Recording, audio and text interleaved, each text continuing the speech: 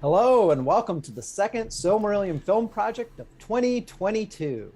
And very exciting tonight, we have the whole gang. In addition to myself, the co host Dave Kale, and as always, the Tolkien professor Corey Olson. We're joined by both Marie and Nick, the showrunners and head writers, and the creative minds that really drive this whole thing. Or at least keep it on the rails. Yes, that's true. Yeah, that's definitely true. Drive More we accurate. have, steering not always great. So. Yes. But it's exciting. Nick, we missed you last time. That's right, We had did. a really fun discussion about Sauron that Sauron and Thuringwethil, yeah. you would have absolutely been additive to. But we're glad you're here tonight for us to talk about Dorthonion and maybe even get into Glaurung, another awesome bad guy. Exactly. We do still have some Sauron stuff to polish up, right? We got to figure out how to reconcile the story of Sauron that we've devised, which focuses primarily on Tolsirian, right? Primarily on Tauring and Tol in Gaurahoth, and think about the Dorthonian phase, the hunt for Beren and all of that stuff, which is explicitly run by Sauron in the book. Do we want to keep that? If we do, how do we fit that with the Sauron story that we have? If not, what else do we do? So that's our first big question, and then we'll see if we can round off the rest of the villains tonight. We'll see. That would be ambitious, but hey, who knows? Anyway, a couple quick announcements. First, it's near the very end of January, which means two things in Signum World for folks to keep in mind. The first is that February space modules start next week, so that means there is still time to sign up for our space modules. I have them hidden over here somewhere. Oh, here it is. There it is. Yeah, we got our space webpage here, and you can scroll down and you see these are the modules that are coming up here. I could probably even make it legible. That would be fun. So there we are. The modules that we have running in February. We're continuing our Latin and our Old English classes. We got a group of folks who are working their way through Latin and Old English, learning those languages. We have Are You Tolkien to Me by Sarah Brown, which is about Tolkien's connection to the modern world and how people in the modern world connect themselves to Tolkien. A lot of times, people think about, especially people who don't know Tolkien, think about man, that's kind of this is kind of out of touch with the modern world, isn't it? And of course, many people don't find it so. So kind of exploring those connections and how Tolkien links to the modern world is sort of what those discussions are about. Our first fairy tales survey, Pilar Barrera is going to be talking about fairy tales from multiple different traditions, looking at a bunch of different things in there, from apples to bears at the beginning of the alphabet. She's doing there. Fairy tale tradition, really, really fascinating. Of course, something that was enormously influential to Tolkien and his thinking. And our advanced Old English class. These are the modules that are happening in February, so we want to bring those to people's attention. And of course, these are our candidates for March, so it's still possible to jump in and essentially vote. You can select if you're interested in one of these other modules, like you want to learn Egyptian hieroglyphics, you want to read and discuss the award-winning novel The Three Body Problem, Chinese science fiction, more fairy tales, some Miyazaki, some Japanese anime. Tolkien and Alchemy, which is a really fun Tolkien module. Reader's Theater on the Tempest. We've got so many things going on. So you can do some Shakespeare Reader's Theater, some of Shakespeare's fantasy stuff, creative writing workshop, of course. All kinds of options and these are for March. So all you have to do is buy a space token. So you buy a token, and the tokens, you can cash those in for modules whenever you want. They never expire. So you just buy a token or two. You can give one away. You can give them away. You can use them yourself. You can use them for yourself and a friend, and then you can tell us which modules you're really excited to take in March. And then we can make sure that we run those, or you can sign right up for the ones that are definitely running in February. So that's how space works. Wanted to bring that to folks' attention because, as I said, February modules start next week. In addition, Mythmoot 9 is coming up soon at the end of June, and we have our early bird pricing like we do every year, but that ends on Monday at the end of January. So you have only a few days left to sign up for Mythmoot at a reduced price. You can still sign up afterwards, but it's going to cost a little bit more. So early bird pricing ends on Monday. And so especially, like we've actually reduced the prices of Mythmoot pretty significantly this year. So compared to, previous year's prices, the early bird prices this year are a huge savings compared to previous years. So anyway, just wanted to make sure that everybody knew about early bird pricing before we move on from that. Now, speaking of moving on, back to Dorthonion. So, I've already explained the basic sort of issue, right? We know the beginning of Baron's story. Now, we've already met Baron, so not actually the total beginning of his story, right? The beginning of the Baron and Luthien story proper is with Baron living with his father Barahir and the small band of outlaws in Dorthonion and causing trouble, right? And this is so we need to lay out the framework here. Now, we're not going to be focused exactly on Baron and what he's doing yet. We're going to talk about Baron's story later on. With Baron and Luthien, in the Baron and Luthien season, we're doing a best for last kind of thing. We're setting everything else up and making sure we understand all the other rest of the pieces, and then we'll talk about the main story so we can see how those can be fitted in. But the big question is, when the outlaws are hunted down, as I said in the book, it's explicitly Sauron who brings an army into Dorthonion after Baron personally, when it's only Baron at the end, right? But it's Sauron who does the whole, the deception of Gorlim, and all this stuff is initiated by Sauron.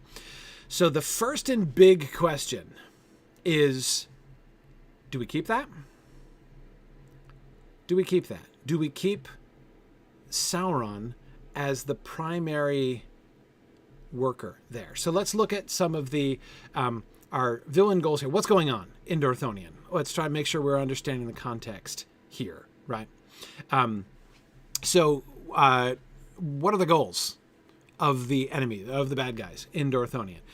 One, occupation. Right, this used to be one of the really kind of the keystone of the, the leaguer of Angband. Right, it's the central piece that faces right against the gates. So if that can be held against the good guys, right, if the bad guys can maintain a hold on Dorthonion, then it prevents any possibility of, especially of course with Sauron and Tolsirian. With those two things, it's impossible ever to wall Morgoth in again, and of course the gateway to southern Beleriand is wide open, and that's of course point 3, expansion south into Beleriand. So maintaining Dorthonion is a really important point as we move south towards Doriath. Also, exploitation of resources, right? That would be something else that would be happening as Tolkien doesn't talk about this kind of thing much.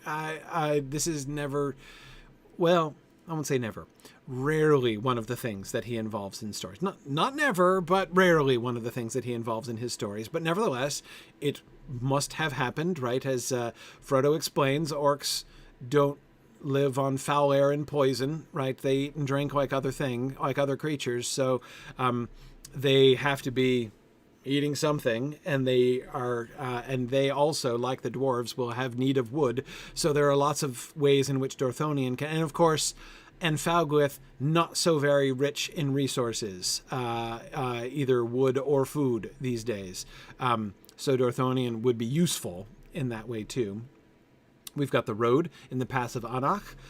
So if we go back to the map for a second, right, we have, of course, again, Tolsirian guarding the major pass down here, but the Pass of Anach gives not only another route from the north straight down, but it also gives a different one, right? Like right down the Pass of Anach into Dimbar and right down here ready to mess with Doriath, right? So if the bad guys were to want to make an offensive down into this direction, having these two routes into southern Beleriand makes it very, very difficult to prevent them doing what they're trying to do.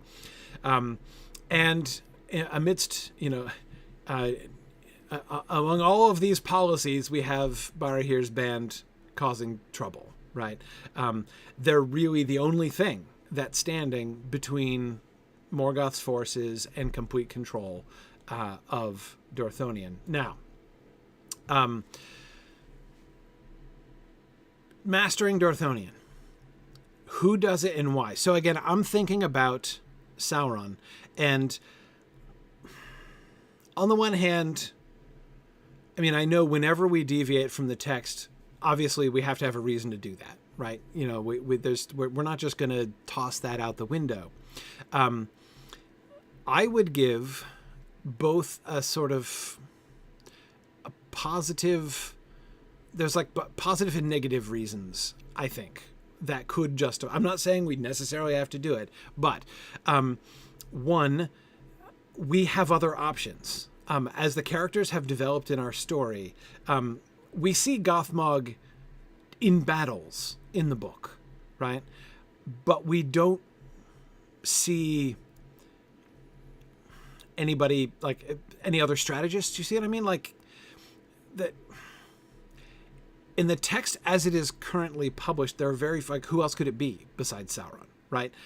To some extent, it's almost like to say that it was done by the bad guys suggests that, Sauron as and unless you're saying that Morgoth himself is coming over it, we're never told any other lieutenants that Morgoth has to whom he assigns tasks like this. There's Glaurung, of course, but Glaurung doesn't seem to be in this business yet. Again, we'll see him do that later with Glaurung, right? And this, of course, is one of the reasons why we have to answer the Glaurung question, because Tolkien never does. When Glaurung comes out the first time, it's premature, right? Glaurung's like going to get grounded after that. He's in trouble for going out too early. When he goes out in the Dagor Bragollach, it's not too early. Like it's Glaurung time now, right? But Glaurung is still not necessarily at his peak, right? But still, it's prime time, like his early prime for Glaurung at the Nirnaeth Arnoediad, and thereafter is when Glaurung is really at the top of his game, right? And begins to be one of the primary forces ruling over all Beleriand. But what's he doing in between the two, right? What does he do after the Dagor Bragollach and before the Nirnaeth Arnoediad? And to be frank, why doesn't he do more, right? That's just... Now, when trying to answer that sort of question, when you're reading the book, why doesn't Glaurung do more? The stories that come in between aren't Glaurung stories. I mean, that's pretty simple. Like the Turin story is the Glaurung story. And that happens after the Nirnaeth Arnoediad.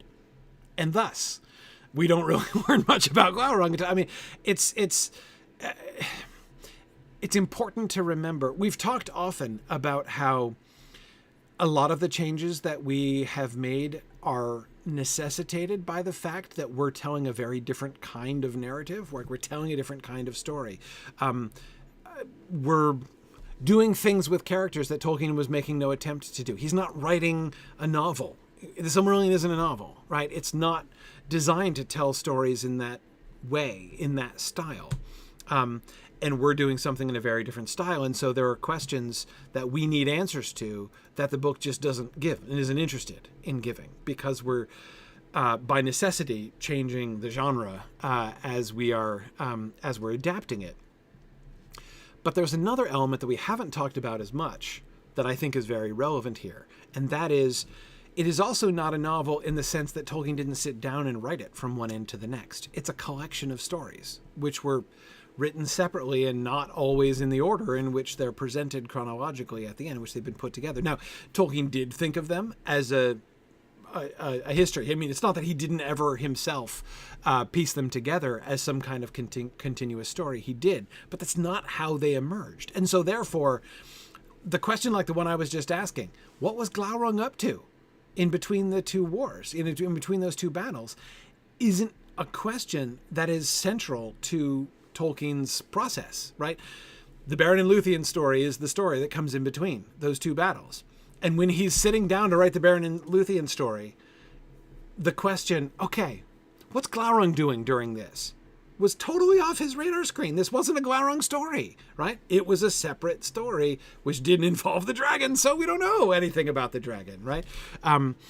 Anyway, but what do we know something about? Sauron, right? Sauron has a role in this story. We know that he's involved, so we have a bad guy captain involved in Dorthonion. Sauron, obviously. Who else is it going to be? The wolf, right? I mean, there's within the context of the Beren and Luthien story as a sort of quasi-standalone story, which is how Tolkien kind of began it, there aren't any other candidates. The dragon's not a character in this story. Gothmog isn't a character in this story, right? Sauron is, Karkaroth is, Draugluin is. There's a relatively limited cast. So naturally, the role of Hunter of Beren is given to Sauron. And that's why, in my mind, it seems almost a kind of default answer, if that's the right way to, and I don't think we necessarily need to default to that same answer that in that context, because we are telling the story as one contiguous, developing organic story from end to end in a way that Tolkien never wrote the story in that way ever. Even when he was putting it together, he didn't write it in that way. They're still separated. Nick, you've been wanting to say something for a while and been very patient. No, it's fine. It's the most important thing here, I think, would be to determine it, because whoever we would be setting that up comes across as a personal antagonist of Beren in a lot of ways. Yes. And is the story set up better by having this kind of secondary antagonism going on, which essentially cuts Sauron out of the main thread, the main thrust of the story? Right. Certainly from like the beginning, he's not part of the. I mean, this is the beginning of the story, right? Right. The beginning of the Beren and Luthien story. So if Sauron isn't involved in the beginning of the story, then from the if you just consider the Beren and Luthien story, he becomes this episode in the middle only. Right. And we could be telling a separate story with him that cross connects with the Beren and Luthien story. We could definitely do that. Yeah. But it would separate him out. And of course, Glaurung is, I was thinking of Glaurung when you were talking about him, about how Tolkien didn't have to figure out, because obviously Maedhros isn't just going to allow this dragon to hang out behind his lines right comfortably in this castle that they need in order to use the road again. Right. So something's got to give there. Either, somebody's got to get Glaurung out of there. He has to be recalled. Yeah. And if he is recalled, he could potentially wind up getting involved in other stuff in the season, because it would be kind of awkward to introduce him early in the season. Exactly. For exactly the reason you were saying. I mean, it would be to bring the dragon in as the villain. Like, if Glaurung is responsible for killing, Beren's father, right? And then the dragon exits stage left and never comes back into the story. I mean, that's so much worse than having a gun on stage that never gets fired. It's a completely unfulfilled story. And I think that you're really right. And that's one thing that I agree it's really important for us to think about. I tend, especially because I've been kind of invested in the Sauron story that we've been building, and so I haven't been thinking about the way that this incident, the Dorthonion sequence, really does frame the story. Even down to the "you killed my father" thing, right? I mean, not that Beren's obviously not going all full Inigo Montoya on this, but he's still going to. I mean, Like there's a villain responsible for killing his dad, you know, and it obviously can't be just a villain who wanders in, kills his dad and wanders off, you know, like that would be really unsatisfying. Especially if it's a super spectacular villain like the dragon, you know, I mean, that would be an enormous letdown. To bring in the dragon at the beginning would make it seem like, okay, this is a dragon story. I mean, we'd be like, you know, broadcasting, this is a dragon story. And if it turns out to be an utterly dragon neutral story, then, you know, like that's weird. Very, very weird. Yeah. Ooh, ouch. Angel Eye says that would be kind of like dropping Arya Stark out of a tree to face Jon Snow's arch enemy. Yeah, arguably it would be a little bit like that. And presumably we wouldn't want that. Yeah. One thing you did mention though about the idea of Beren wanting to, you know, get vengeance against the guy who killed his dad. He is going to go and directly kill the orc who was responsible. Yeah. So, I mean, he'll get that out of the way right off. Like, okay, right. Killed the guy who killed my dad. But then he ends up later on imprisoned by Sauron. So if Sauron gave the orders and then he's like meeting the guy there, that's like, oh, that's worse. And then later in the story, he's going to sneak into Angband and come face to face with Morgoth, who gave all the orders to whoever we put in Dorthonion. So as Beren's story progresses, he is going to meet he's the working power up the behind the food throne. Chain. Yeah. The whole we could structure the story in such a way that we build up to the part. So if Sauron's in the middle and we see how Beren interacts with him as the middle of the story, like we could do that. Yeah. But I wouldn't think we would want to do that and completely remove Sauron from the beginning, because Sauron would still have to be the guy giving the orders to the person responsible on some level. So if it's Thuringwethil doing the Gorlim thing, then what's Thuringwethil doing there? Well, probably Sauron. So, you know, like there has to be some kind of connection back to Sauron. Right. And we have to be careful not to lean too heavily into the vengeance aspect, because it's absolutely pretty clear from the story that yes, he does confront people at higher and higher levels of Morgoth's organization of evil, right? But that's not at any point the stated, like that's not what he's after, right? That's incidental to what he's actually after, which is Luthien. Right, exactly. And I like the way that like concept of progression gets neutralized in the latter half by the fact that Morgoth is not the final villain. It's then the wolf, and then mortality, right? So like it's definitely not a like, okay, now you've confronted Morgoth and this is the final boss, right, of the whole show. Like he's not, I mean, he is the final boss, but that's not how Beren's storyline runs, right? So I think we have plenty of opportunity to kind of prevent it from just looking like he's climbing up the ladder and as you say, trying to take down the, you know, the enemy architecture, you know, and leadership hierarchy or whatever.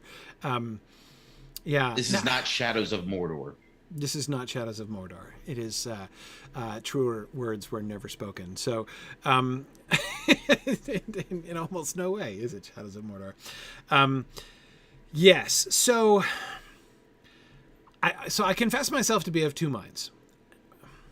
Or let me say the same thing a different way. I feel a tension here. I feel a struggle, right? Because on the one hand, I am totally down with what you guys are saying, or at least suggesting, about how it can be made very, from the sake of from the perspective of the structure of the overall season story, right? Especially the way that we've been kind of talking about having the destruction of Sauron's, the overthrowing of Sauron and the destruction of his tower be something like the central turning point of the season. It would make a whole lot of sense to have Sauron be the villain at the beginning from Beren's storyline, so that when he is finally imprisoned by Sauron, we see this as like the continuation and then the conclusion of that storyline, right? So we've got a genuine Sauron as antagonist of Beren thread, which begins with the Dorthonion hunt, escalates through the imprisonment and then Finrod's sacrifice, and then is culminated catastrophically by the arrival of Huan and Luthien and her destruction of the tower. In this sort of unforeseen, certainly unforeseen by Beren resolution of this of that plot line. By itself, that's really compelling, and I'm completely sold on that. But the tension that I'm feeling is that the Dorthonion hunt doesn't feel like Sauron to me.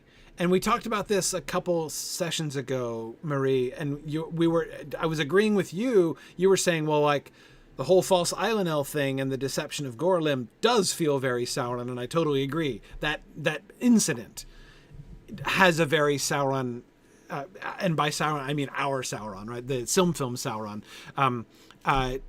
It has a very film Sauron-esque feel to it, but that's the only part of it, right? The idea of Sauron at the head of an army of orcs who are scouring the, like, that's so blunt instrument compared to, like, that Sauron would even take an army of orcs.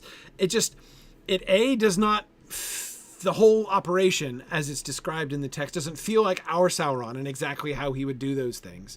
But more importantly, it seems like a distraction from his main storyline, which is all focused on the necromancy and the pot of evil and Tol and Garahoth. So how do we introduce that without making it sound from the perspective of, now again, it works well with Beren's story, but from the perspective of Sauron's plot arc, it seems like a side quest for him. And so that's the tension that I'm feeling, that it doesn't, like the way it's described in the book, doesn't feel like it fits him.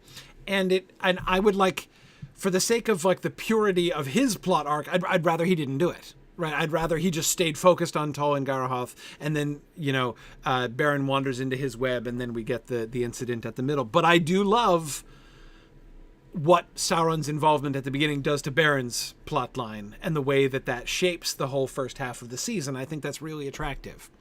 Also, P.S., I can't think of anybody else who would be good to do it. I mean, the second candidate, right? I mean, if it's not Sauron, if we're going to put somebody else in charge of an army of orcs scouring Dorthonion, there's only one obvious candidate, right? And that's Bulldog, obviously, right?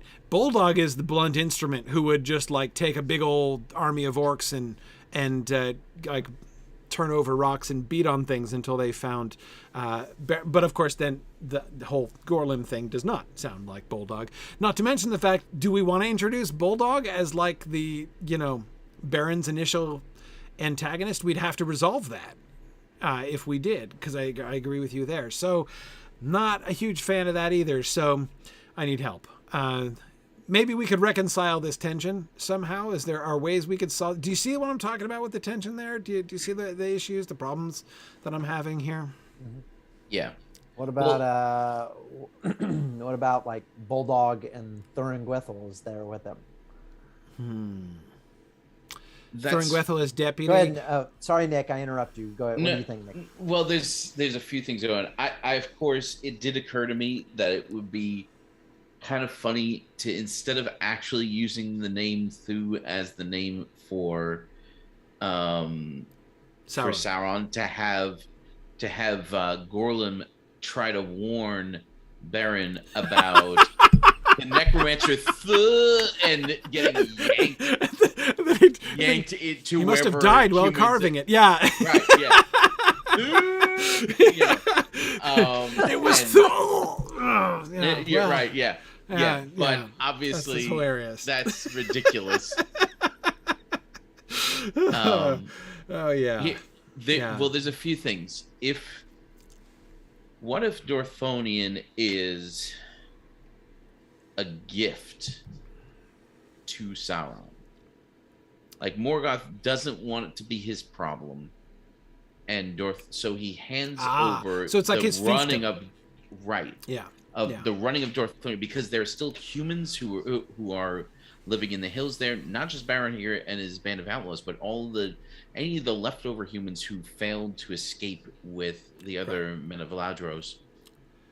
And we have set up in our story that these people are the reason why Barahir has remained in Dorthonion, is to help protect and extract those people, wherever he can. And so if essentially, if we set up Sauron as the Sheriff of Nottingham, essentially, over Dorthonion, then he has a vested interest in keeping the peace, even if he's not personally on the ground involved. It certainly makes more sense of how he would delegate that if he ends up delegating. Yeah. Right. Yeah. So I kind of would the delegation idea be that it was Thuringwethil who's in charge of the Islandel heist? It certainly feels like her doing, like it's either a Sauron and Thuringwethil job, or it's just a Sauron job and he's doing a bunch of weird stuff to get the Shade of Islandel going, or she is running that herself and she is in fact the Shade of Islandel. And if she were to attempt to perform necromancy on Gorlim, and like if she were to attempt to perform necromancy on Gorlim, then it would be left an open question: did she fail because he's human, or did she fail because she's not powerful enough? Whereas if it's Sauron, we know that answer. Right. You know. Right. So, by the way, I think that we can there's an obvious opportunity, just as a small side note. There's an obvious opportunity to integrate the deputizing of Thuringwethil into the plot arc that we were talking about last time with Thuringwethil and Sauron. Her being out of the picture, otherwise occupied for a little while, and then coming back and being like, okay, how's the necromancy thing going? I'm ready for my bit. And that's when the betrayal in her eyes happens, that like she doesn't come back and she's not involved in the way, it does not pan out the way that she thought. She expected to return to something different than what she returns to. That would be the obvious moment. Whereas if she's there the whole time, if they're together, I should say, the whole time, then it makes it a little bit weirder. Like then we have to like explain a reason, like why didn't she notice that Sauron was, proceeding without her with like, the pot of evil plan and whatever, as we discussed last time. So it's a little bit easier to establish the initial kind of disconnect between the two of them, which enables the gap to open and the perceived betrayal to occur, or the actual / perceived betrayal to occur. If they're separated, if they're on doing different things. So Sauron is staying home and he's doing his thing. The Sheriff of Nottingham thing, I kind of like that.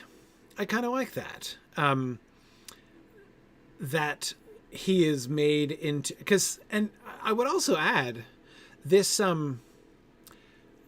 it sets up what we're going to see. Glaurung is going to establish himself as Dragon King of Beleriand. Like his goal from Nargothrond, right, is not just to seize the sweet treasure of Nargothrond, which is one part of the goal, right? But to rule the land, like to set himself up as king over that part of the land. If we establish that idea now, right, that the bad guys are carving up Beleriand as their own little kingdoms, that works for me and does definitely give Sauron reason to hunt down the outlaws and clean things up. So that works. How?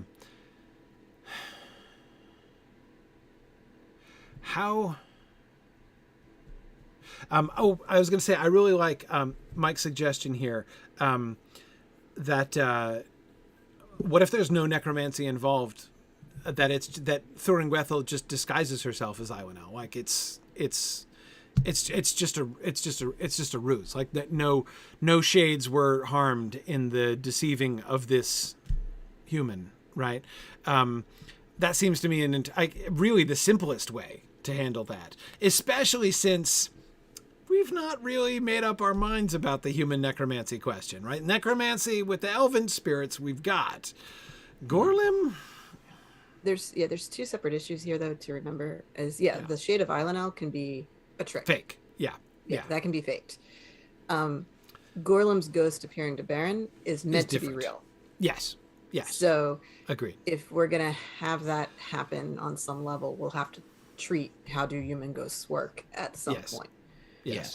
But I agree, for Ilanel, it's not necessary that it be a real necromancy situation. Right.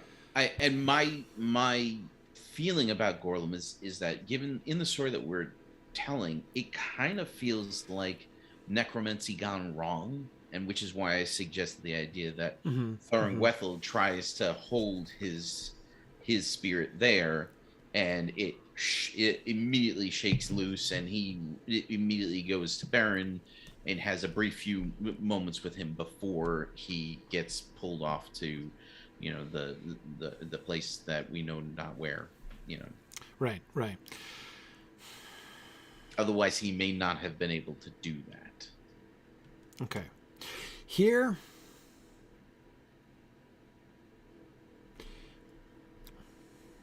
this, I think, is the biggest reason not to do that.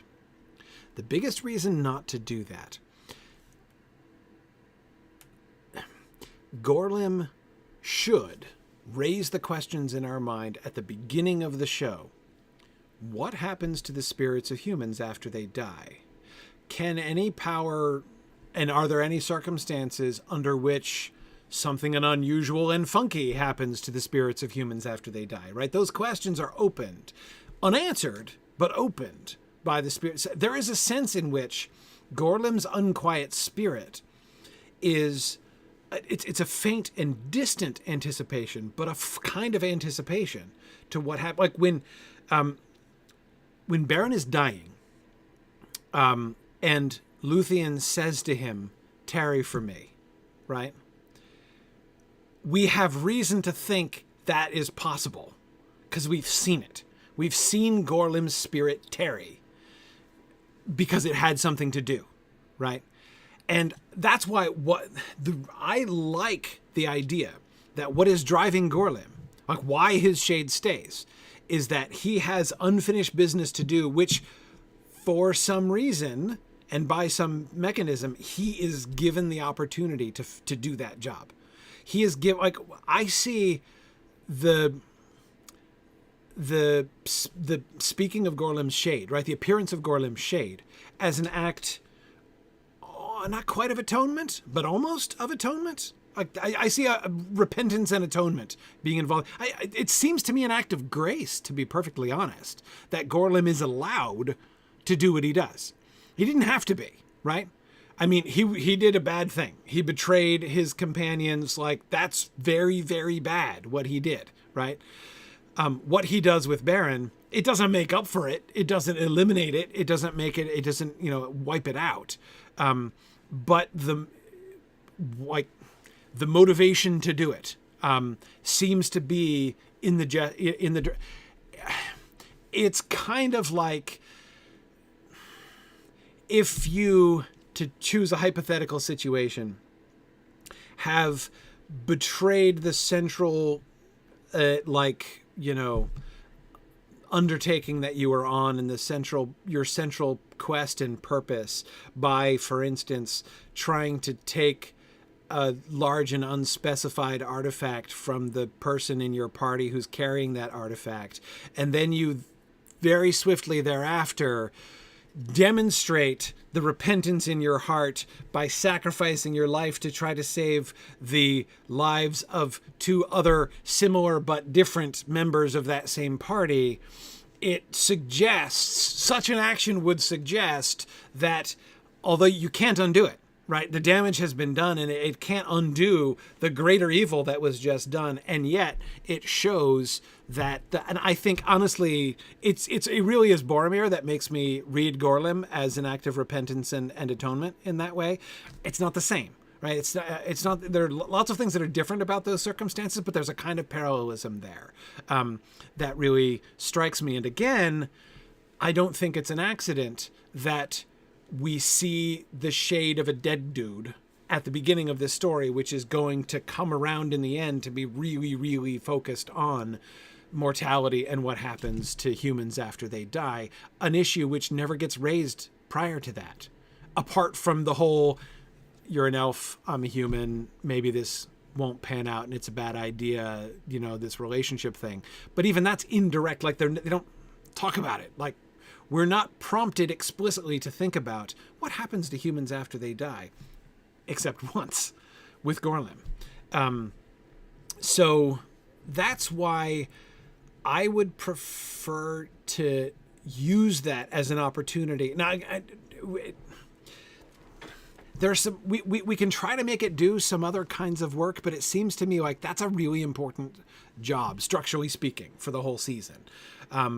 Since at the end of the day, again, not even Morgoth is the final boss, right? Like death is the final.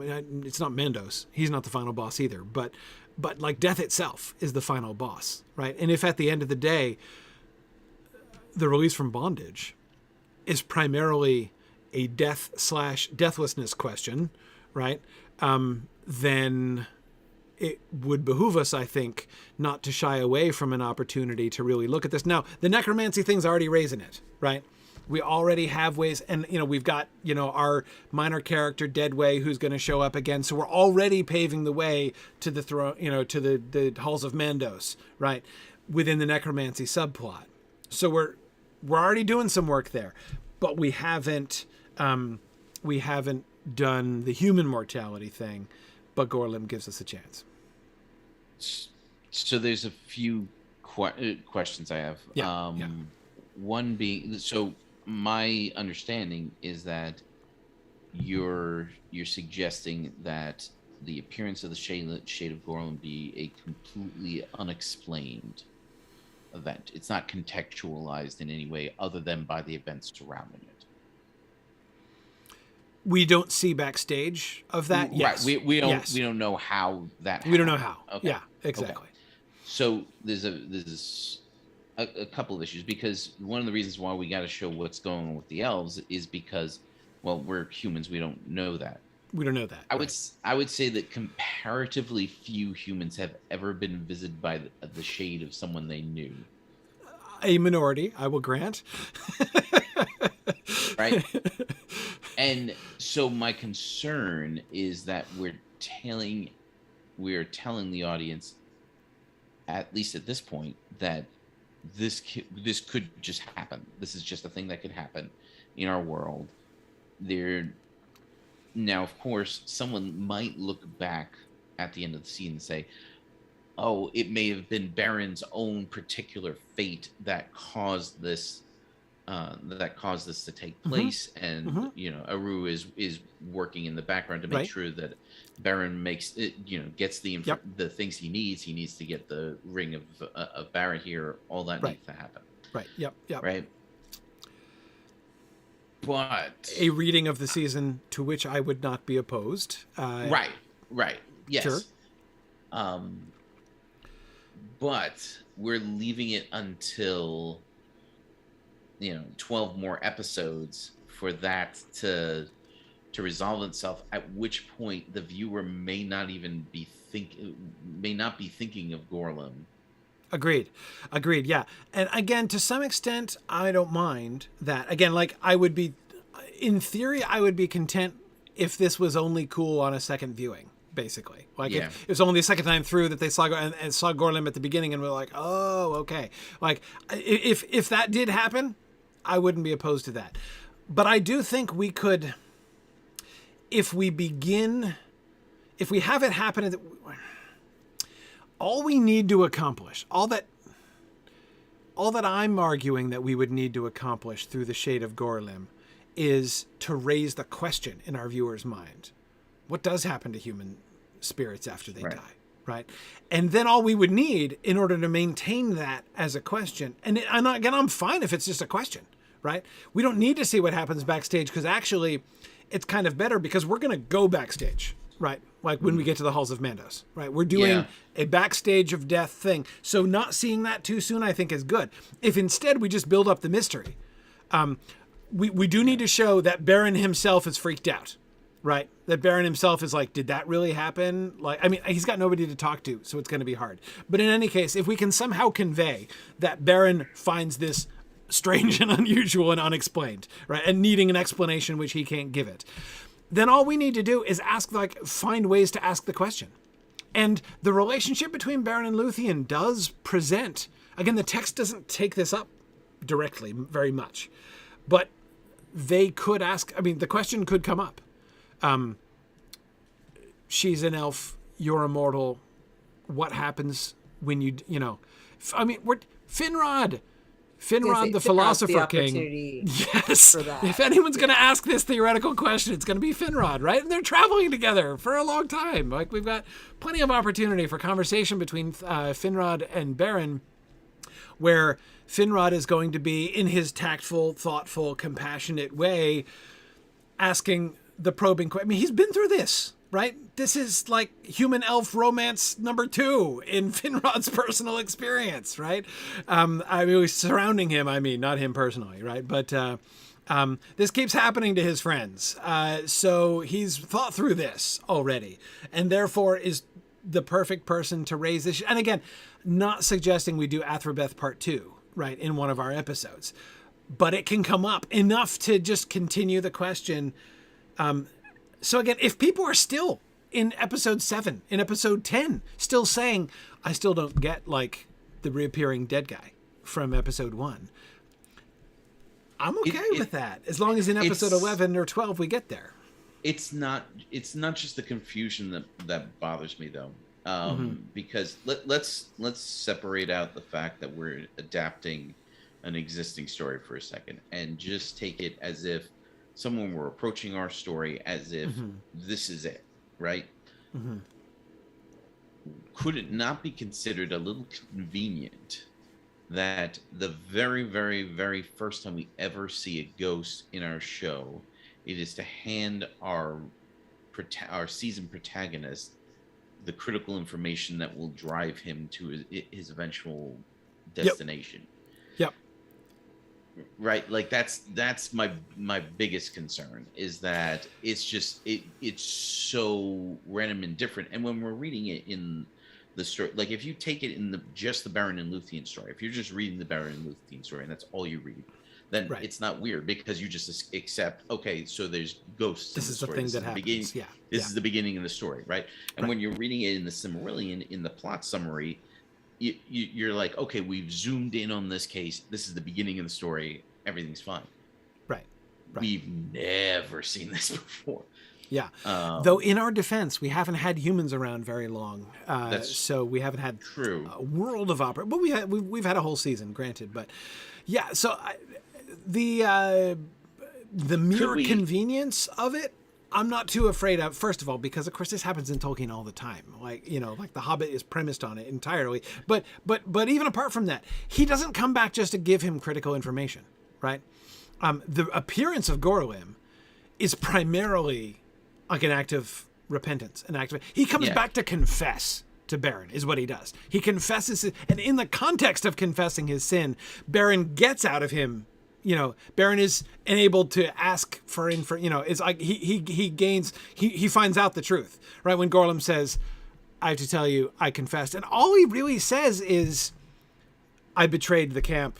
The enemy's coming and is gonna kill everybody. And so he runs back to the camp and finds everybody dead, right?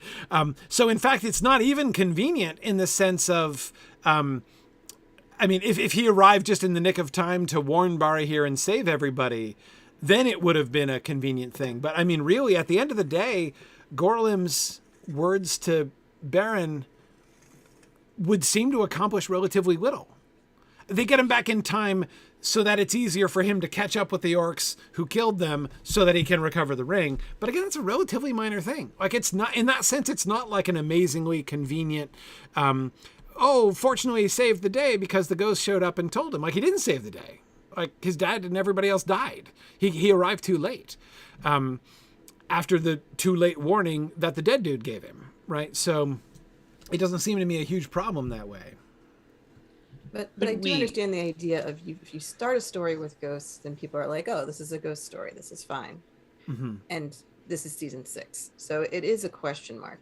Yep. And the question is, have we seen characters who have died weigh in on things after their death, even if they were elves? And that answer is a little bit more like, yes, a little bit. Like we've heard from Muriel after her death.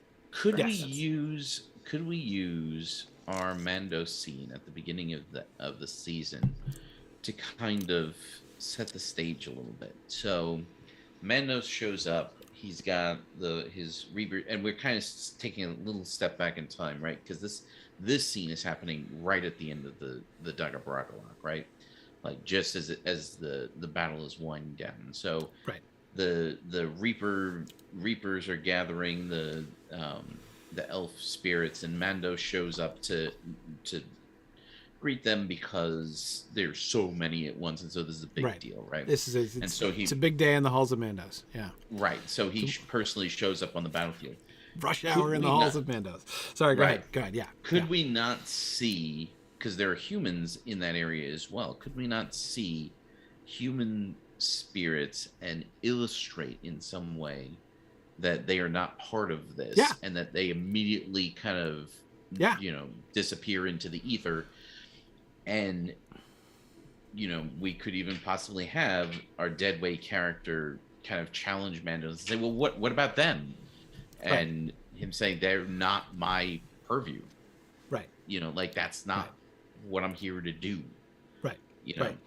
Yeah, I hadn't thought of that, but you're right. Because that would at least give some kind of context. Yeah. Mm-hmm. Mm-hmm. There's no question that, although I agree with you, Marie, the whole idea of like elvish dead spirits potentially still being to some extent in play right within the story is a thing that we've glimpsed. Like, it's not completely unknown within the plot of the story, but I agree it's not something we've dealt with a lot. We are doing, it is a significant shift. Like, we're seeing, to use Gandalf's language, right? All of a sudden we're seeing things as they are on the other side in that one sequence at the beginning, right? So we are, to return to the backstage image, right?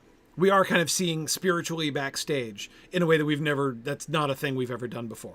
So that does establish sort of a trend, a theme, a concept, that we're going to be interested in this kind of question. The question about like people's spirits, especially spirits of dead people, both elves and men, and what happens to them afterward.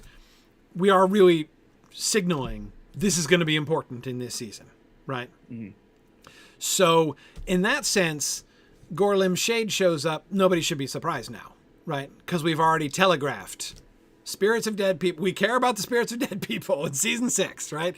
Season 6 is going to be a spirits of dead people kind of season. So brace yourself for that. And then we see the spirit of Gorlim. So, but Nick, I really like that idea about showing, because as you say, one of the problems with the Gorlim situation, we've never seen something like that before, but is it just because we've never seen it? Like, does this happen all the time? It never formed part of our story in season 4, but maybe it is. But if we show on the battlefield, right, you've got our elf spirits standing there, right, blinking and looking around themselves, figuring out what's going on and trying to decide whether they're going to answer the call of Mandos, right? They're going to be human spirits too, briefly, right? We see the human spirits, and then the human spirits go or fade away or in other ways vanish, right? Like we see they do not linger. The human spirits don't linger. The elf spirits linger. The human spirits don't linger. So we establish the clear pattern then. And as you say, it could even be something that Mandos comments on, right? they're going, they've gone, they've gone on a different path. They're not, as you say, like that's not my bailiwick here, right? Their fate is decided by another or something. That's it. Yeah, like that. Yeah. This is not my business, right? Except it kind of is. Like, I mean, I know what we're trying to establish here, but I'm challenging our fake dialogue. I know. Mandos includes dead humans and elves. Sorry, my own personal bias. I know. Well, like I said, yeah. we're gonna shove the human spirits through a doorway and not let them hang out in Mandos except for Baron. Right. Like that's how we're handling this. I get it. But I don't want Nama to go around saying humans not my business. It's true. Yeah, because there is why would he even have a doorway, right? If Baron is the only one to go through it. So yes. Okay, so what about this? You're right. All right, anyway, let me I don't want to be mysterious. I've said it before, but just to explain again, human souls having hulls set apart, but in Mandos, is like on my top 5 list of arguments I would have with Tolkien if I met him face to face. It's when you trace it back, it is manifestly a relic of the days when he had this allegorical thing going on where Angband was hell, Aman was heaven, and the halls of Mandos was purgatory, and he still treats the halls of Mandos as purgatory essentially, for humans too. Separate purgatory. They have there's the elvish purgatory over here and the human purgatory over there, and they can't send notes to each other and whatever. But that humans that's where purgatory is sort of situated. And I find it mythically unsatisfying.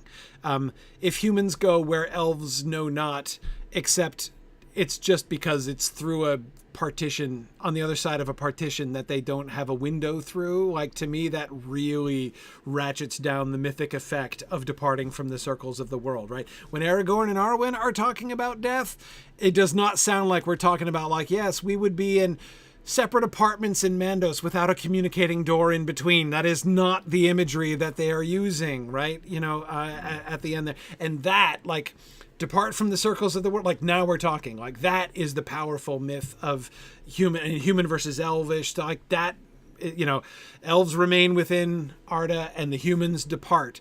So that have the humans depart after remaining also within Arda for an unspecified period of time, which could potentially be thousands of years.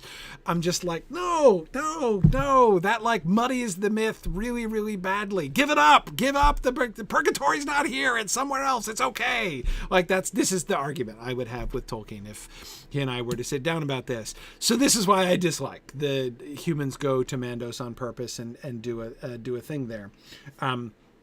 But I agree. I agree there. I love how Nick is interacting with the Battle of Hastings here on screen. This is like a reenactment. That was awesome. But anyway, but I agree. He can't just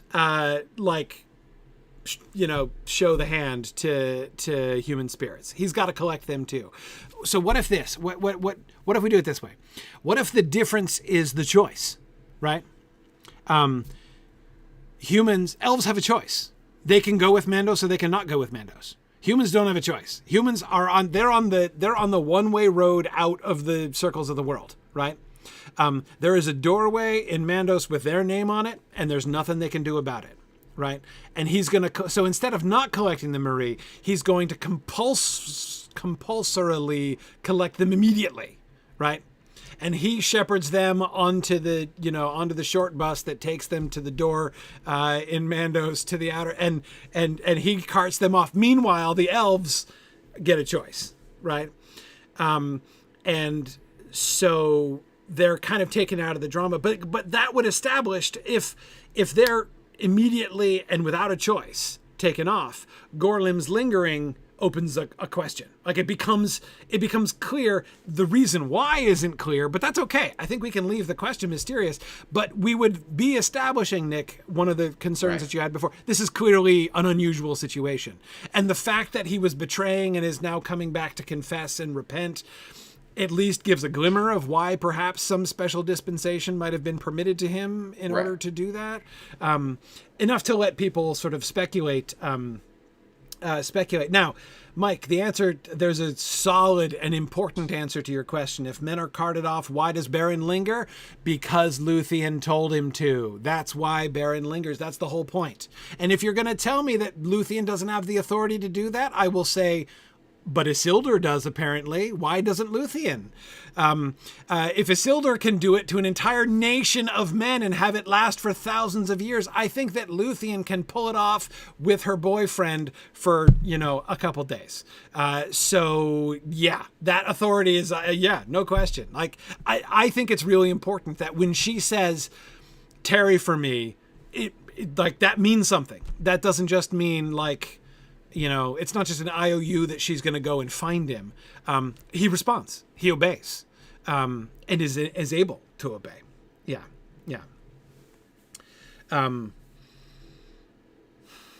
Yes. Okay. Yeah. Seriously, Sane says Gorlim does curse himself before he dies in the Lay of Lathian. Yeah. Now, again, though, like the curse thing is tricky, right? Yes, like the oath breakers are cursed, right?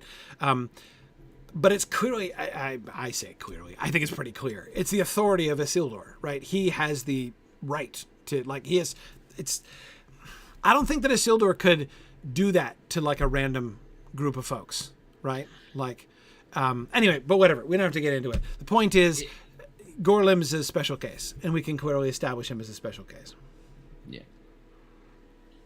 Yeah, and how exactly that happens, I don't think we need to show that at all. All that I'm looking for is to make it very clear that this is unusual. Right. Because without that, nothing that happens afterward will appear wondrous. Right. Yes. Agreed.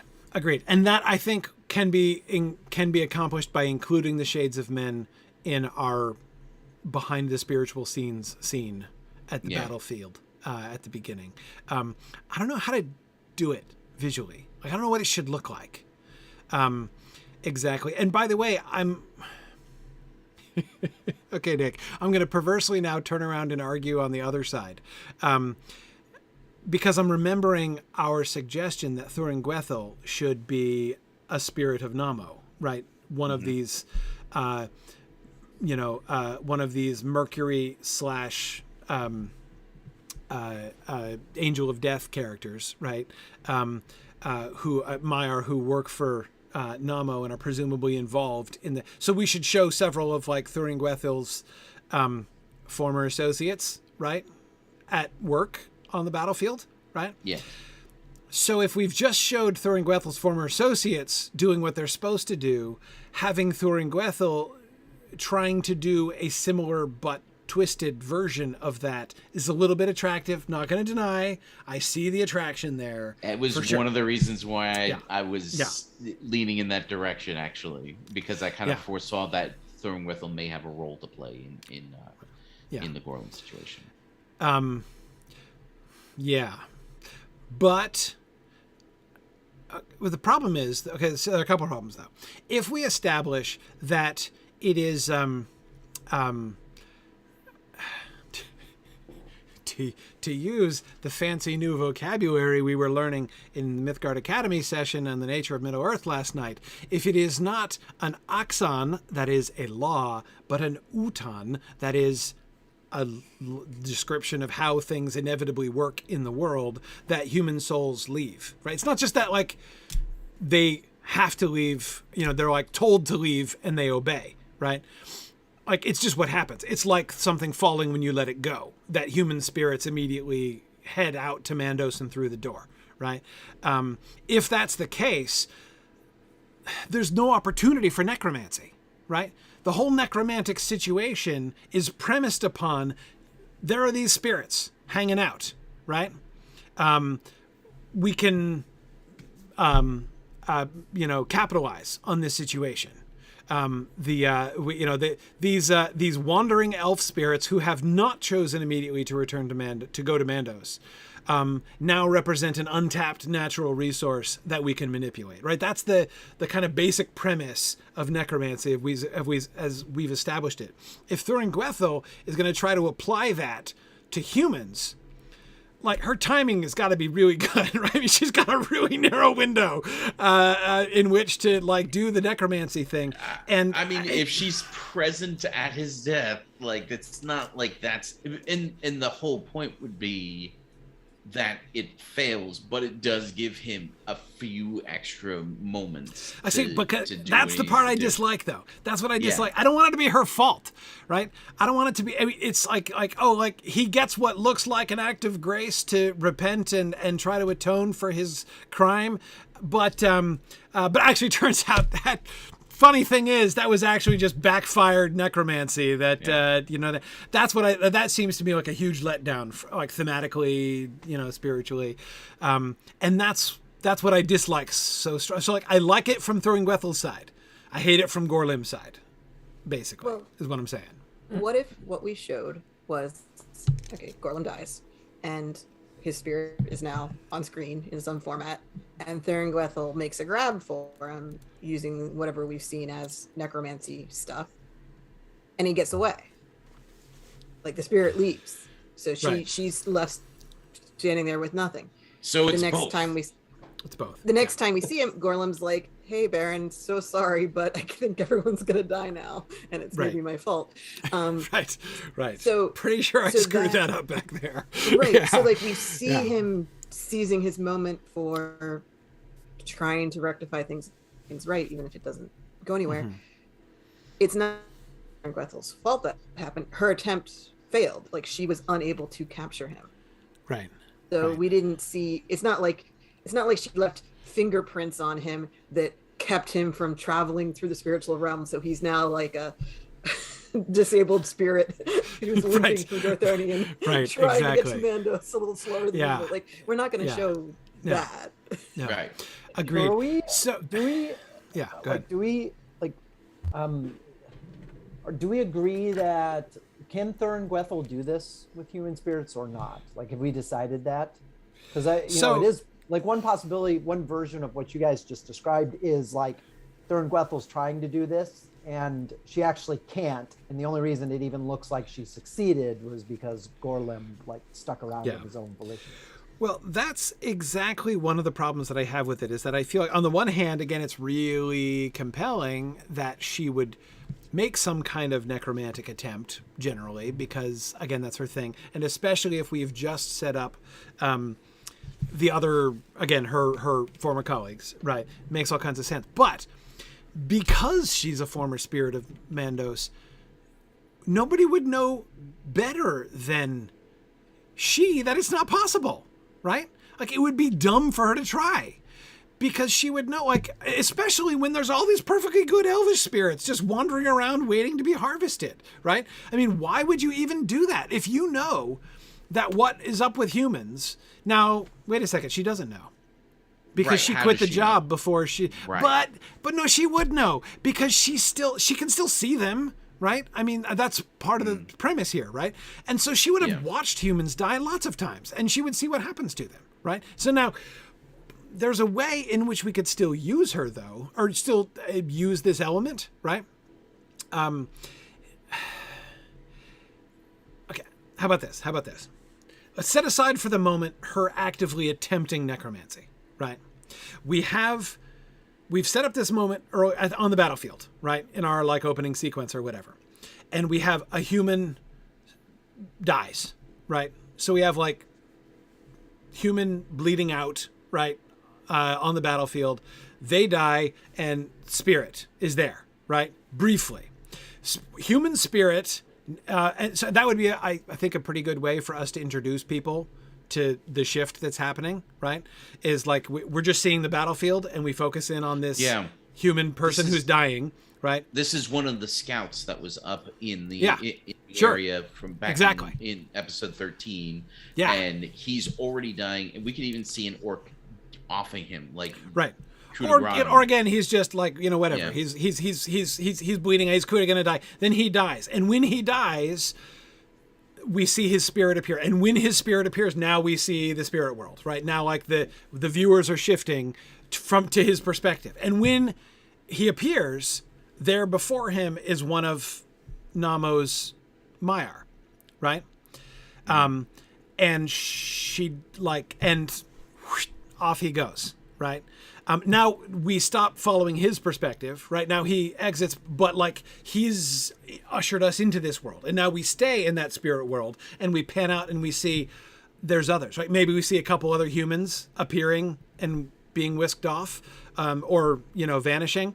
And then, but then we see these elves just kind of standing there looking about themselves. And that can introduce the whole then conversation with Deadway, right? But the point is, we set up a parallel, right? So Gorlim does his act of betrayal and he gets executed. And we do the same thing. We follow Gorlim, right?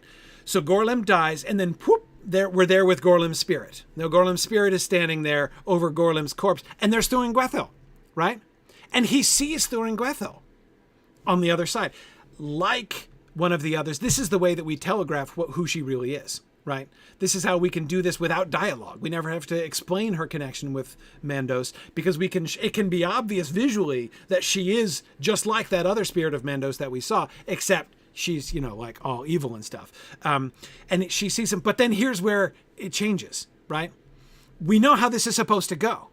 Thuringwethil knows how this is supposed to go, but it doesn't go that way, right? She knows what she's supposed to see. She's like waiting for him to do the human thing, right? And get like sucked off to, the door. And I don't mean that the door in Mandos should look like, the portal at the end of that season of Doctor Who, when Rose Tyler gets like almost sucked through it's not like that. But anyway, the humans get sucked through the door, windily, and and so this is what she expects.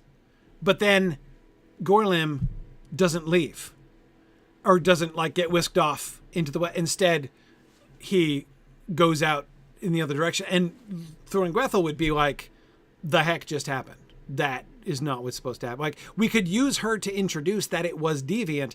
She doesn't have to be trying to do anything with him.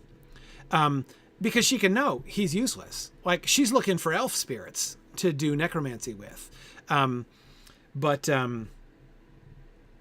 Anyway, I don't know.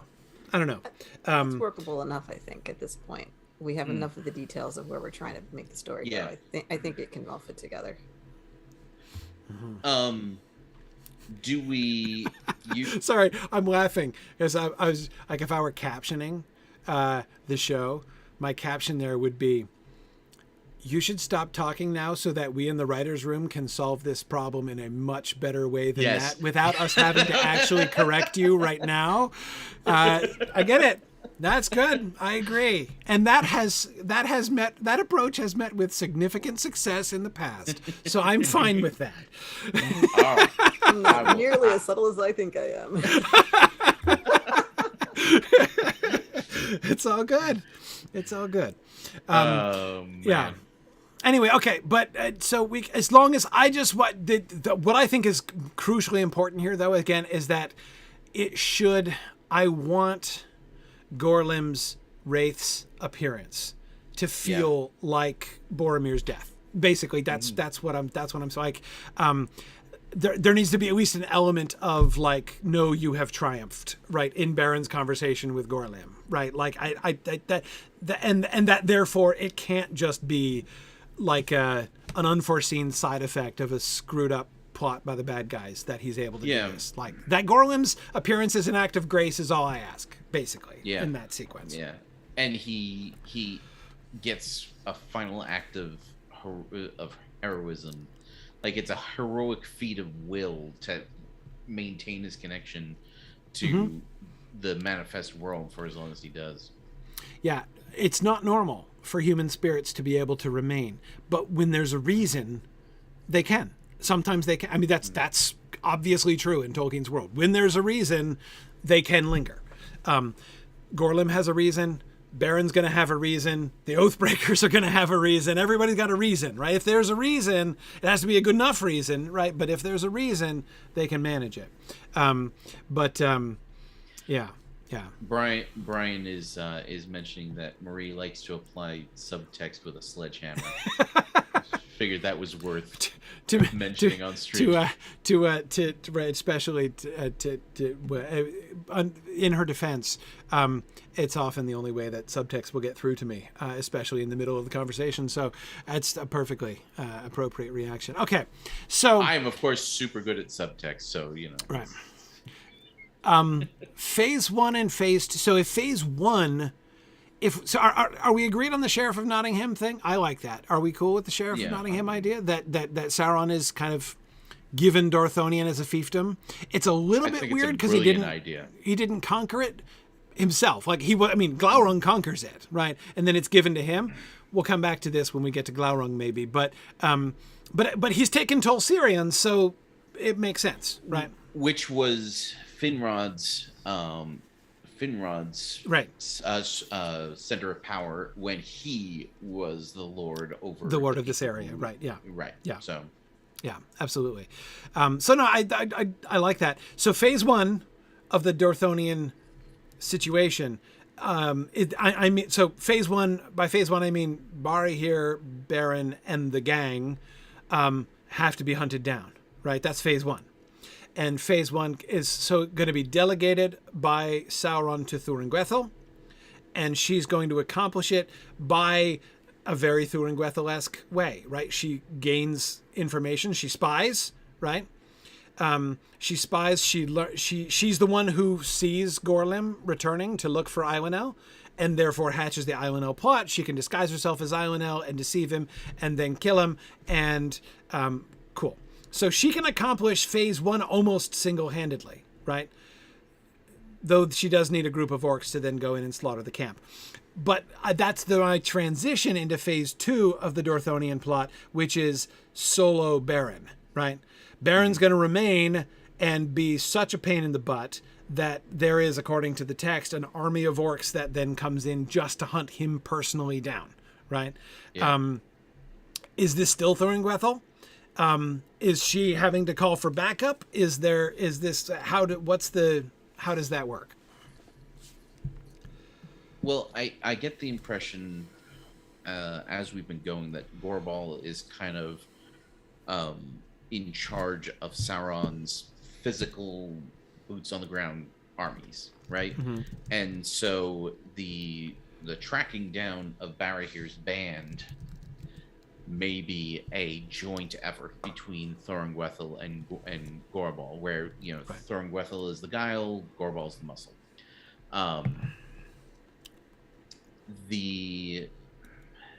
As to whether Baron's one-man army thing,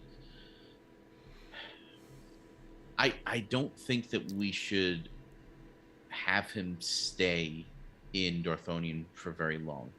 I have questions about how we do that in any case, but yeah. I think our story is better served by having him leave Dorthonion immediately. Yes.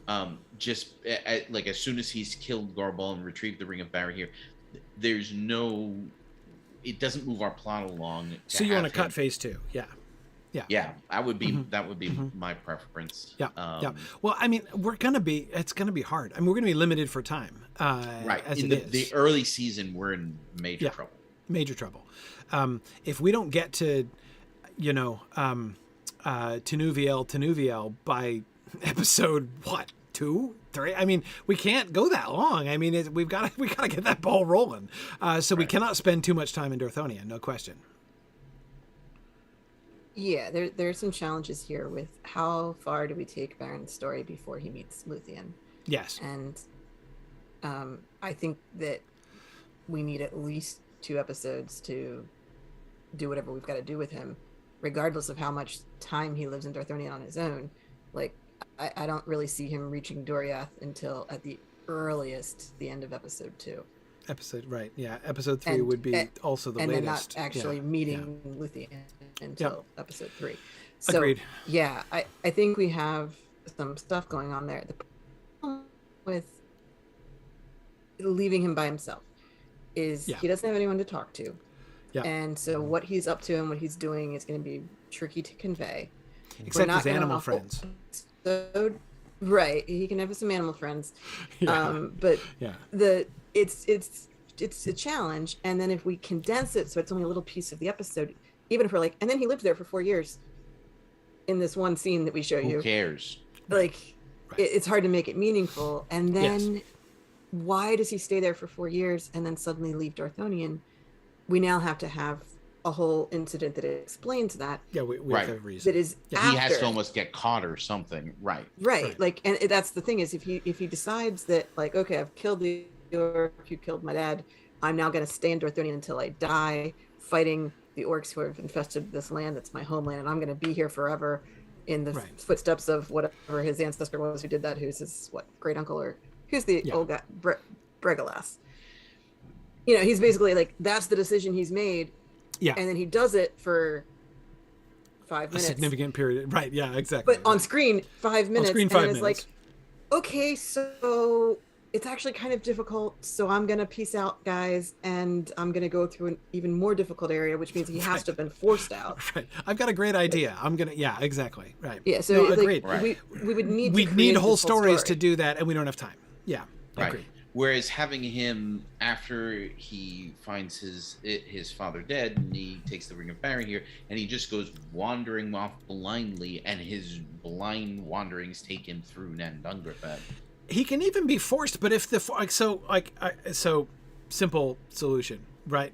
By the way, I was going to say we shouldn't obviously discuss this fully right now, because I just want to make it clear we're not doing that.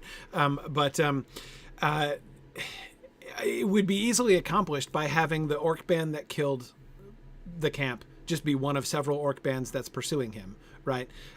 He overcomes that one, but then he's like, he can still be trapped and quartered almost immediately afterwards and forced south, right? Or Thuringwethil, or he encounters Thuringwethil, and Thuringwethil chases him off. Or something. Yeah, then she'd have to lose him, and she can fly, and it'd be hard. How's he going to evade her at that point? Maybe his animal friends. But anyway, it's fine. And yes, Brian, you're absolutely correct. I was imagining a Baron as Snow White sequence where we can overcome his dialogue problems by having him sing songs to his little animal friends in the woods. It's the obvious solution. But anyway... Yes. But we'll come back. This is not where we discuss Baron's story. We'll discuss Baron's story later. Right. He is the damsel in distress that gets saved by the more powerful hero over and over and over again. So locked in a tower and then rescued. Yeah, no, absolutely. Like he is obviously the Disney princess of this season. Really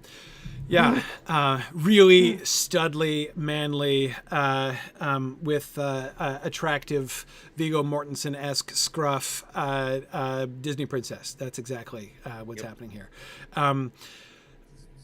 Okay.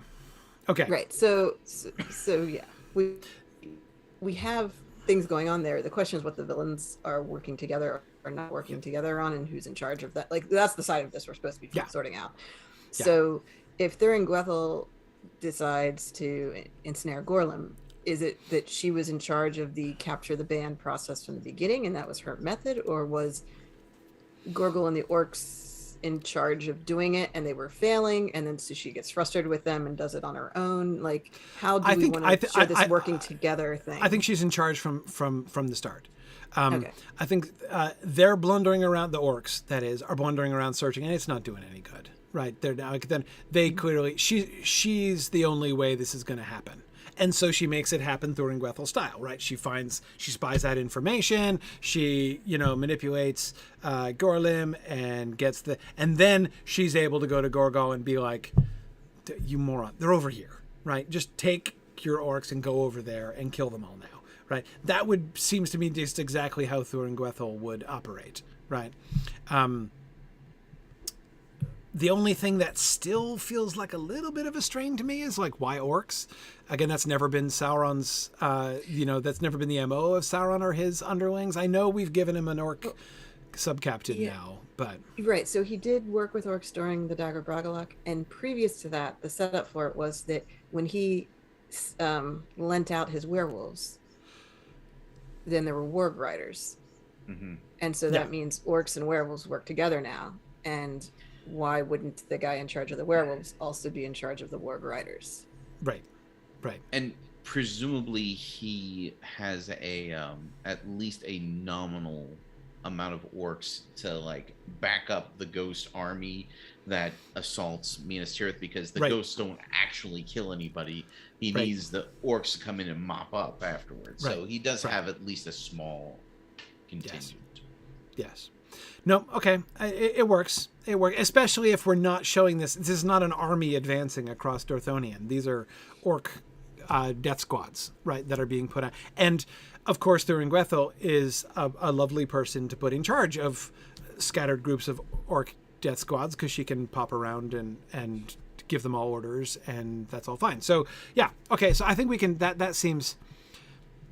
I feel good about that as a way of reconciling that. And especially if we cut phase 2, it's the whole, like, let's send an army after Baron that I was struggling with most, as far as that sounds like the least Sauron-esque approach to that problem I can possibly imagine, right? So again, as far as our Sauron has developed. So we have no issues with that at all if we just cut phase 2, which makes perfect sense, and I totally agree with that. I wonder if you could even, I wonder if that could even happen on screen. Like, you could start planting some of the sort of, the direction the Sauron storyline is going to go in. Like some orc captain suggests going after him, and Sauron makes it clear that, like, it's not really my thing. right. Yeah, so ham-handed, no style at all. Right? Come on. That's besides which, I mean, he's trying to swat a fly, right? I mean, he is. Let the spiders have him. Oh yeah. He's gonna. And not to mention, of course, I'm thinking about catching the fly and taking the sting right at the Black Gate, right? It would be really kind of fun to have Sauron actually deliver a line like, when you're trying to kill a fly, you don't kill a fly, with a sledgehammer, which is of course exactly what he's going to try to do at the Battle of the Black Gate, right? So we see it. But anyway, like, that's not how you swat a fly. Yes. The fly sting thing kind of has to come in somehow, I think, as an anticipation of again, if there's no character that we play a longer game with than Sauron, right? So setting up the battle before the Black Gate obviously is a thing we do in season 6. Okay, cool. Well, I've been like lingering on this. Remember that. Absolutely. All you have to do is rewatch the whole series a few times and you'll get it. That's why this is going to be so rewarding to watch, in the theoretical world in which it exists. Okay. So do we cover? I think we covered this stuff. Do we cover this stuff? What's Baron Away doing? Well, hang on. Let's wait and talk about that when we get Baron's story. We'll save that for Baron. Yes. Okay. So we did answer a bunch of these questions, but we'll. Okay, so he's going to kill Gargol, and that's fine because we can spare him pretty easily. Gargol, the butcher. Okay, great. All right, so that's fine. We'll polish up the Baron story when we get to Baron and Luthien after we do the rest of this. But I think we're good. Doriath. Okay. So our next villain in question is Bulldog. Let's address the Bulldog question. If we've figured out Sauron, because I think we now have Sauron's whole story and Thuringwethil's pretty well set. Bulldog. So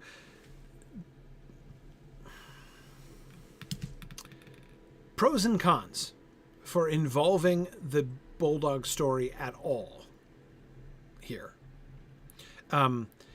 Even in the one version of Baron and Luthien's story that Tolkien wrote, where it happens off stage, right? We just hear rumors that it occurred. So even Tolkien did not take the opportunity either to A, fully explain it, or B, depict it, right? So the only pro argument I can think of is that it gives us a chance, A, to see what some villains in the non-Sauron camp are up to, Like, meanwhile, what is Gothmog doing? And what are Gothmog's plans, right? It would be one question that would be answered by this. And B, it also helps to occupy Thingol and give him something constructive to do while his daughter's away. Maybe. Potentially. I don't know. And don't think that's... Sorry. I don't think it's just a matter of keeping people busy or seeing what they're up to. It also answers part of the bigger question about what is Angband's plan for Beleriand. If you're going to just occupy Dorthonion and sit there indefinitely, that's not doing anything. No, so but it's showing step one. that there's Step step one, but right. showing that there What's is step a two? step two. Yeah, right. And where this is headed, like it threatens everybody else in Beleriand to show that an orc army can just march up to the borders of Doriath. Yeah. In a way that not doing that doesn't increase that threat level. Yes. Yes.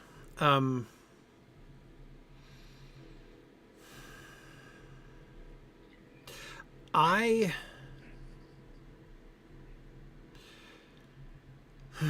can see that. I'm still not 100% convinced. I'm not 100% convinced. Here's one of the problems that I have with it. One of the problems that I have with it is I really like the idea of killing Bulldog at the Fens of Serek. I really like that. Nick, that seems to me perfect. To have Hurin slay Bulldog in that moment seems pretty cool. I mean, Hurin, it's not like you have to go far out of your way to augment Hurin's awesomeness at that moment. I mean, it's sufficiently awesome under any circumstances, but I kind of like it. And honestly, we've established Bulldog. I mean, he's a second tier villain, but he's second tier, not third tier or fourth tier. Right. He's not fodder. No, he's not fodder. Gargol, we barely just introduced him, right? We kill him off pretty quickly. No harm done, right? Much accomplished. He served several purposes, and then we kill him off, which serves another purpose. And he even gets a good death. I mean, he's killed by Baron. That's a big deal, right? I mean, making the orc who's holding Barahir's hand with the ring on it into a named character who, we've met before and gets slain by, the Disney princess is cool. That's awesome. That's and I'll stop making Disney princess jokes. It's funny. I can't help but find that funny. But anyway, so we've done justice to our a third tier 3 or tier 4 villain in Gorgol. Bulldog is tier 2. He needs a big ending, and a thwarted attack on Doriath just doesn't feel like it to me. He is the primary lieutenant of Gothmog. Right? I mean, there are the other Balrogs, right? But they're his unit, right? So they don't count separately, exactly. And they're not named. None of them are named. Yeah, exactly. So they're lower than they're high profile mobs. Basically, I mean, they're faceless. They're the death troopers at the end of Mandalorian season 2. Exactly. Right. Exactly. They're a big deal and they're a big threat, but they don't matter. They don't matter. Killing them doesn't matter. No. It doesn't end an arc. It doesn't. There's no. Yes, I agree. Exactly. So Bulldog is a big deal, and when he's gone, it's just Gothmog, right? So for that reason, it feels to me like the Dagor, the Nirnaeth Arnoidiad is almost the soonest we could possibly kill off Bulldog. Even killing him off at the Nirnaeth or in the aftermath of the Nirnaeth still means that Gothmog is going to be on his own for quite some time before he dies himself in the fall of Gondolin, right? But that's okay because Glaurung is center stage during that stretch, right? So, okay, we have somebody else. Not to mention the fact we're going to bring in Sauron's new auxiliary squad, right? Namely, Ulfast and the Easterlings, right? So we're going to get we're going to get some new captains to kick around. They're not going to be Bulldog level villains, obviously. But anyway, we'll get some more named villains to play with. We're killing off plenty of named villains this season. Certainly, we don't need to make an opportunity to kill Bulldog. The question is, are we going to show what Bulldog is doing this season so that next season when we set up the Nerd Ninth and we have his death scene, it's not like, oh yeah, that guy, I forgot about him. Right. Yeah. Right. So if we want to keep him active and involved in the story, that's fine. I don't think we need to kill him though. I think we should find a battle for him to win. Yeah. Battle for him to win. Throw him a bone. Wow, man. He has lost every battle that he's been in. It's been his job so far. Off a stockade wall by, granted 2 or 3 humans, but still, Okay, so and it was Haleth, right? So, yeah. Yeah. So you want him to chase Baron out of Dorthonion. Yeah, but then we have to set that up, and it complicates the Thuringwethil angle, and I don't think that works. I don't think it works either. And chasing Baron out of Dorthonion while backed by a large army, that buys you no cool points in my book. However, Bulldog, I nominate Bulldog for the captain who orchestrates the slaughter of Guilin to kick off the Nirnaeth Arnoidiad, right? He's the guy who comes and eggs Gwyndor into charging, basically. Yep. Problem is he's got to be killed by Gwyndor then, pretty much on the spot. Not necessarily, because we could arrange it. Gwyndor fails, but he comes anyway. This is totally not us talking about the Nirnaeth Arnoidiad right now, but the point is, what I'm saying is, the Nirnaeth gives us opportunities for bad guys to win battles, right? Yeah. So we could in fact, it only serves to amplify the practically unamplifiable awesomeness of Hurin at the end if Bulldog is coming to the Fens of Serek as practically the victorious general of the greatest victory, ever won by Morgoth and Beleriand, right? If he, and again, Gothmog has a role, Glaurung helps, right? But if we see Bulldog winning on multiple occasions, then he chases after Hurin, and Hurin kills him. That kind of works. I'm just saying the Nirnaeth is going to give us some opportunity. I agree. I like the idea of Bulldog winning a battle, but there's some opportunities there. Okay.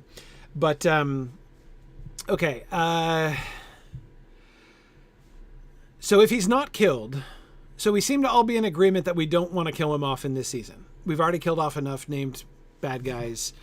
We need to save some. And he has other work that he could definitely do. Hence, what then happens? So he attacks Doriath and doesn't succeed and doesn't die. So we're going to introduce this whole plot line in order to create an unknown battle that accomplishes nothing with an indeterminate result. That seems really unsatisfying. Why do it? Basically, I can see the argument that you were giving, we need to see what step 2 is. I get that. Though personally, I'd be fine waiting until next season to see step 2. Because you could say step 2 is the establishment of the fiefdom of Sauron, right? The victory itself is step 1, right? Step 2 is now look at this. We're carving up Beleriand. Yeah, we've only started. This is only step 1 of the carving, right? But it's not so hard to see both that the more carving is going to come afterwards, and even especially if there's any way we could contrive to help them to see something like the map, that this particular fiefdom leaves you can see how easy it's going to be to carve up other fiefdoms if you can use this as the stepping stone to the rest of Beleriand, right? So I'm not too worried about step 2. Yeah, the thing is, though, with roaming orc bands being kind of stupid and meaningless and getting picked off by Barahir's band, that doesn't look like a coherent plan. So it would be good to show them doing something. Now, we don't have to use this, but if we think that Sauron would build a road to get from Dorthonion to the rest of Beleriand, that seems like a future forward planning kind of thing. Yeah. And it's a little bit more organized than just, all right, guys, go wreck stuff. And then if you build a road, you should probably use the road to do something. Agreed. Agree. So it was if they're doing something. Yeah. What's the outcome? So I agree with that, but here is my counter argument to doing it now. My counter argument to doing it now is that, let me go back, as my counter argument is suggested by the map itself. Where does the road lead? Answer, Dimbar is where it leads. If we're going to have to establish a serious and purposive enemy presence in Dimbar, this needs to be part of Beleg and Turin's story, not not peripheral to the Baron and Luthien story, because the defense of Dimbar is like stage 2 of Turin's life, right? And that's where we establish his relationship with Beleg, his friendship with Beleg, and his awesomeness as a fighter, like where he learns to fight and everything else, and it accomplishes something and means something in this. So like, I feel like Dimbar is absolutely a season 8 thing, or 9, or whenever we get there, right? So for that's actually why I don't want to go to Dimbar, because we need to save Dimbar. We can't do it twice, right? We can't have Beleg and Turin defending it again or reconquering it, or what, you know. Remember Turin's words, like, they never came so far before, right? You know. Anyway, so I want to save that for Turin. So that's not to say that road building within Dorthonion wouldn't be a worthy thing to have happening, and we could long-term planning. We could really see the squeeze being put on Barahir's band by the kind of civilization of Dorthonion. You know, to quote Malcolm Reynolds, "It's getting awful crowded in my sky." Right. But I would also say, so long as we want to make sure that we don't underplay the strategic importance of Tol Sirion, and therefore of Sauron's accomplishment in conquering it. So I would think that we would want to primarily emphasize the route through the pass. Yes. The other route is the Dorthonian route itself is clearly plan B. Right. You know, the broad road through the pass is the main, and Sauron sealed that, or unsealed it, I guess it would be the better metaphor. Dorthonion breaks Northern Beleriand in half. That's the value. It prevents there's no way the Leaguer could ever be reestablished so long as Dorthonion is held. It makes communication between East and West Beleriand very, very difficult. Very difficult. Yeah, absolutely. Maedhros can't just send a casual message out to Fingen anymore, because they have to go all the way south around Doriath to get there. Yeah, right, exactly. Because unless they're going to somehow convince, you know, Thingol to carry messages across for them, which I don't see happening. Right. Probably not from Maedhros, no. Fingen's writing a lot of letters that he never gets responses back on. Right, exactly. Yeah. Agreed. No, and I think that we can establish some of those things, and therefore, again, as you say, show that Doriath is significant without making it the highway. To the south. Tol Sirion is the highway. And so I think we need to make sure to emphasize that. So okay, but again, as far as the question of what is being accomplished through it, nothing yet. Like, this is early days, right? You know, we just barely started conquering Beleriand, and again, if the first thing that we're focusing on is we're solidifying, you know, we're consolidating Dorthonion. As this sort of new central stronghold and barrier and everything, I don't think we need to start. So I'm feeling more and more strongly. Like I would just argue against an offensive against Doriath entirely. I just don't see it having a good function that fits. Do we even have time for it? Is another very really real good question. Yeah, absolutely. I don't think so. I think we've got plenty to do. I really do. I don't think we'll miss it if we skip it as far as the timing goes, but it does happen right around the middle of the season where we could easily make time for it to fit. It's especially if we don't set it up much. I mean, we don't have to go into the whole backstory all that much, but yeah. Right, it's just an attack that happens. The other thing is we should probably consider what Luthien's reputation is among the villains because of what Melian's reputation is among the villains. Yes. And if the attack on Doriath does anything to emphasize that, for instance, reminding everyone how the girdle of Melian works would have been cool before Baron went through it. But, you know, afterwards, it tells the villains how it works. But no sense opening the barn door at that point or closing the barn door at that point. Right, like for our storytelling purposes, like everyone's going to know what the girdle of Melian is from the audience point of view. But from the villain point of view of like how effective is it at keeping armies out? Sauron's got a pretty good idea. Sauron knows. He does. We set it up so that they know. Yeah, they know. You do. Where I'm going with this is, if we wanted to do something with Luthien's reputation and Melian's reputation, then the attack on Doriath I hear that. feeds that part of the story. I hear that. We don't need to do it, but that's what it would accomplish. Though, to be honest, I'd even question that, because if it's so good, why does there need to even be a battle? Why do you attack? If Luthien, let's assume, as I would assume, that the bad guys, what they have heard of Luthien leads them to think she's kind of a big deal, right? So, rumor has it that she's on the loose, roaming around the land, right? You're the bad guys. You hear that this kind of big deal figure is out roaming around without guidance. What do? Whip up an army and attack Doriath? Why? What do you accomplish then? Well, because she's not there? Like that without her there, it's going to be vulnerable? Maybe. You could play that card. But again, if it's me, and especially if I'm Sauron controlling the pass, what I'm going to send folks to do is try to capture her. This is obvious. And that would be Morgoth's play too. Clearly that would be Morgoth's play, right? I can't believe he's like, well, Luthien's out of town, so let's get Doriath while the getting's good. Doesn't seem like the move. The move seems to be, hey, Luthien's got to be more vulnerable outside the girdle than she was within it.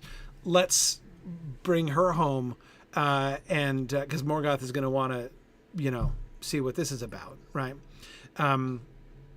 Which, of course, is what Morgoth is thinking when he discovers her in his parlor, right? So, that's that seems so. Yeah, I don't. It doesn't even seem to me like a strong argument for the attack at the end of the day. Again, it's not that it's impossible to imagine it, but it just I don't find it compelling as a reason. This does mean we don't give Thingol a heroic battle to win, but I'm okay with that. In fact, let me say this. Spoiler, because we're not talking about Thingol yet. I'm perfectly okay with Thingol looking like an ineffective jerk for the majority of this season. I think it will serve us best. I don't want to redeem him early in this season because he's going to have a dramatic moment, right? When Baron comes and holds up his stump and Thingol relents, that needs to be a huge deal, right? Yeah. And I'm fine with him being jerk until that moment. And then have him, because then when Luthien returns and heals Thingol's grief, right, after her death, we're going to be like the emotional relationship that we have with Thingol has a particular shape, right? Disapprove. Oh, cool. He's not so bad after all. Like he does come around a little bit late, right? But not too late, right? He comes around, pivots back to awesome, reasonable dad, right? And we get some reconciliation there. And then, oh no, like then now his Baron's dead and his daughter's dead and it seems like it was all for nothing. And then she returns and then we're happy that but it's this like really emotionally complicated moment, and the viewers can be all emotionally complicated in their relationship with Thingol at that time too. But this is why I'm like, I don't want to redeem him until Baron holds up his stump. And I'm sorry, winning that battle doesn't make him not a jerk. No, like it doesn't. Being a good battlefield commander, being good in combat, does not make you not a jerk. Gothmog's fantastic in combat. Sauron's a great commander. Right. Caligorm's not so bad. Caligorm's not so bad either. Yeah, exactly. If you're evaluating his battlefield. Parenthir, Feanor, like the list goes on and on. There are plenty of people who are great to have on your side in a battle. That doesn't make them nice people. Right, exactly. And that's the drama, like the character arc of Thingol in this season is all about his relationship with his daughter and Bear. It's all about him. It's just the three of them. Nothing else about him matters. Okay, Million, she matters. But like the four of them are the only thing that matter as far as Thingol's character is concerned in this season. And I think we need to focus on that. And so him on the battlefield would just be a distraction. So I vote Bulldog off the island unless we want to give him a bit role in, I mean, like we can put him to sleep in Angband or something, you know? We don't need to forget he exists, but he's been in enough stuff that we don't need to give him something to do for the audience to remember who he is. Right. Yeah. Okay.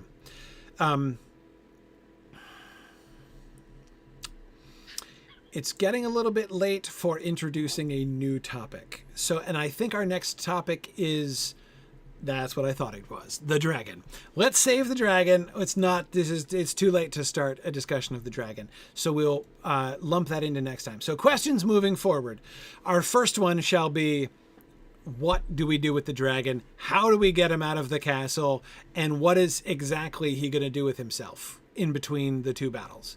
And therefore, how can we get him into that without giving him as little screen time as possible, because this is not a dragon story, right? Indeed, I think if we could cut Glaurung's time on screen in season 6 to 0, that would be optimal, frankly. But we do need to establish, we do have to do something with him. So we got to figure out Glaurung in some ways, right? So we figure out the Glaurung problem.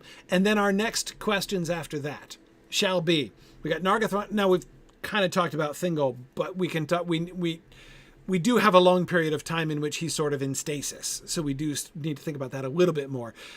So my questions are, how does the usurpation go down at Nargothrond? We need to think about that a little bit more. Caligorm and Curufin, how do we get from them, their arrival to... We talked about what brings them there, but seems a long way to go to the people of Nargothrond kick Finrod out on his ears. So, like, how do we get there, and how do we handle that and make that compelling in the shockingly short amount of screen time we're going to be able to give to that plot? So we need to think about that a little bit. Then the Thingol question, what's Thingol doing while his daughter's out and about? And then also the dwarves are probably doing something. I wonder what they're doing. We've been trying to follow the dwarves, at least keep tabs on them so that we're not shocked when they show up again. Is there anything that we can do, want to do? We do at least... We're talking about the Nauglamir in this season, so we have that angle. Anyway, that's just, we need to think if there's going to be anything else that we're going to do with the dwarves in this season. And I think once we get through those questions, we'll be ready to go back to Baron and Luthien and think through their plot line a little bit more. Make sure that we have a pretty clear idea of the shape of that and how we're going to handle that, and then we can then we'll be in the home stretch of our early our preseason discussions here. Okay, that good? Any questions? We're set. All right, very good. thanks, everybody. Thanks for joining us. Fun, spirited discussion this evening as we accomplished some more stuff, made some controversial decisions, perhaps. But I'm happy with the decisions that we've made. So I hope that you're happy too. If not, why not go to our discussion boards and tell us all about why you're unhappy?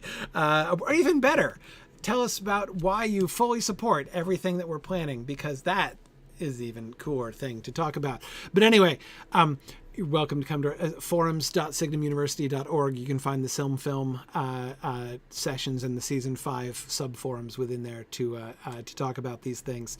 We will be back on Thursday, February 10th at 10 p.m. Eastern Time. Thanks for joining us, everybody. And I will say, as always, thanks for listening and Godspeed.